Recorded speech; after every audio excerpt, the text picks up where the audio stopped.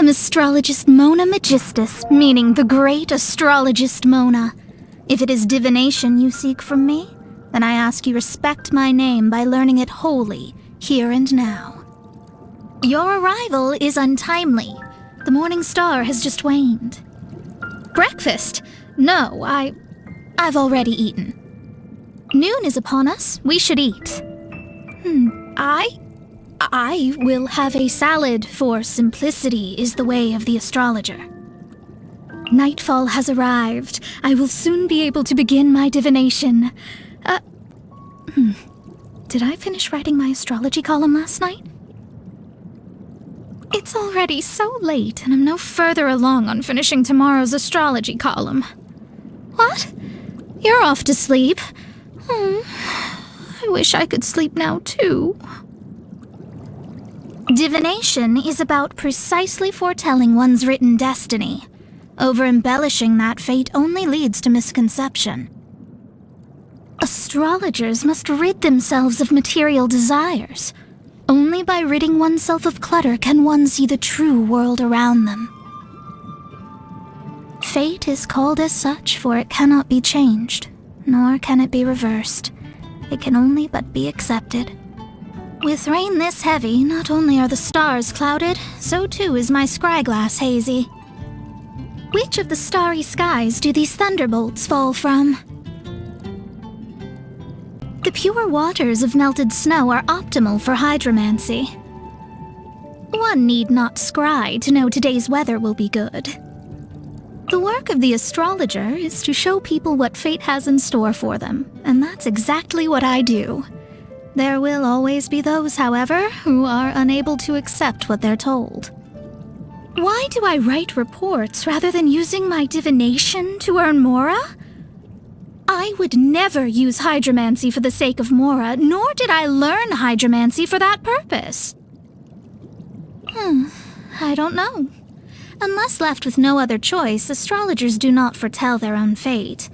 The elders of my art warned against it, for it can turn fate in on itself, which is incredibly dangerous. As you are not from this world, I am unable to give you a prediction. All I can tell you is that your journey is far from over. When I first received my vision, the elderly woman that gave it to me, she put on this air and said, "May your heart of truth be with you." And yet this thing does nothing for my hydromancy. All it does is get me wet. That said, a vision doesn't hurt to have as a little accessory.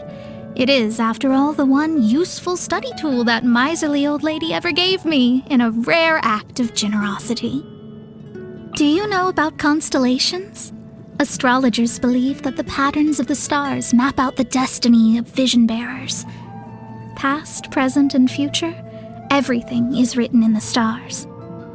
This travel companion of yours, do you know anything of her origins?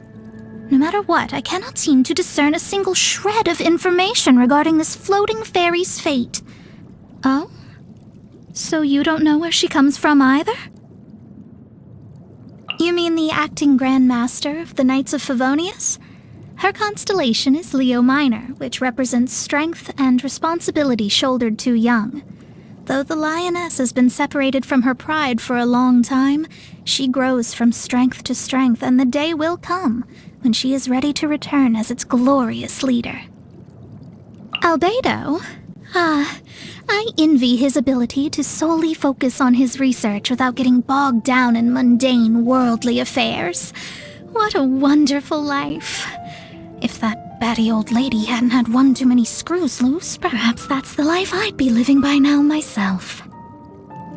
Ah, yes, Alice's daughter.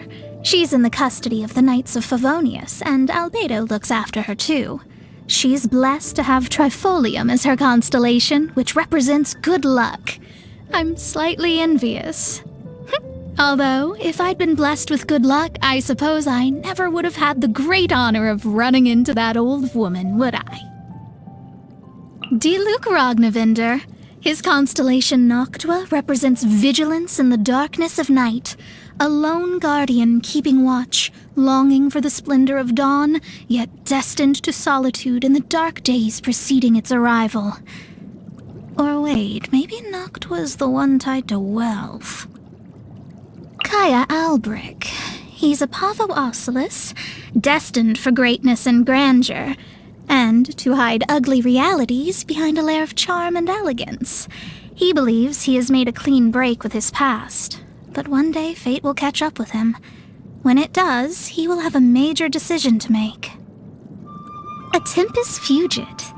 The constellation derives its name from the hourglass and stands for knowledge and time, or rather, the trade-off between them. As each grain of sand falls down, a moment of time, of life even, dies for good. To stop the unrelenting flow of sand, one would have to turn the hourglass on its side. But once the sand comes to rest, it remains motionless forever.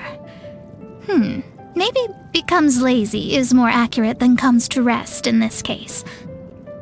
Venti, the bard that sits around doing nothing all day? What's so interesting about him? Sure, I guess I can take a look. That's weird. The scryglass, I can't see a thing. This wind, I can't open my eyes. No, my hat, my clothes, stop. The wind's going to strip all my clothes off. Make it stop, make it stop. All right, I'll never do this again. You want to chat? For fun? Oh, I don't usually have spare time for such activities, especially when I have so many columns left to write. Then again, since it's you, it might be worth it. A change of pace once in a while isn't such a bad thing. Income.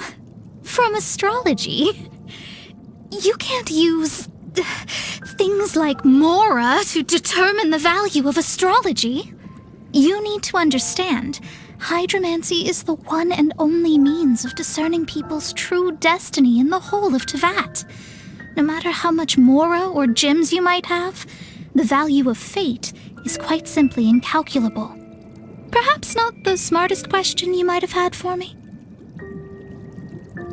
You want me to explain how astrology works?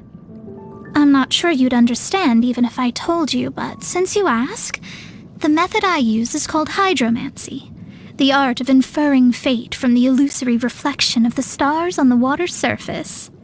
The inverted reflection in the water is an image of the heavens from within which the truth of our world can be observed. It is the one and only success story of that old lady's research endeavors. Mona Magistus, the astrologist. We came up with that name together, the old lady and me. She said it had a nice ring to it, but then she started calling me Meg for short, which is obviously unnecessary because clearly Mona is already suffice for a shorter name. No, you are not allowed to call me that. It's embarrassing. I knew I shouldn't have told you. The golden rule all fortune tellers abide by is never offer advice. Only state the results of the divination. Otherwise, you risk your fate becoming tangled up with that of your subjects. But for you, I will make an exception to this rule, because our fates have been intertwined from the beginning. My hobby, stargazing. In this all-too-real world in which we live, we all need to look up from the dust once in a while and fix our gaze on the stars in a spirit of wonder. That, plus the whole thing about me being an astrologer. The equipment repair bill is due, and so is the final payment for that celestial globe I ordered. Also, I still need to renew my journal subscriptions, not to mention pay the rent. Which one to prioritize? I'll pay off the celestial globe first. If I leave it any longer, they'll sell out, and then I'll never get my hands on one. Oh, salad. Salad is by far the best food in the world. Cheap to buy, easy to whip up, filling, and it's the most convenient thing there is when you're working on a column or fixing some equipment. I mean, who's got time for a proper dinner anyway?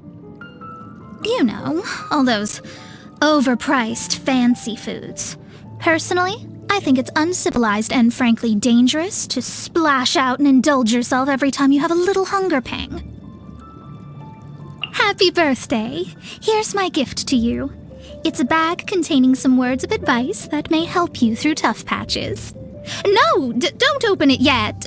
During the year ahead, this bag will open itself when the right time comes. This was ordained by fate. Long had I foreseen it. One step closer. Maybe soon I shall finally uncover the truth of this world. My scryglass has long since preordained all that will take place beneath the stars it reflects.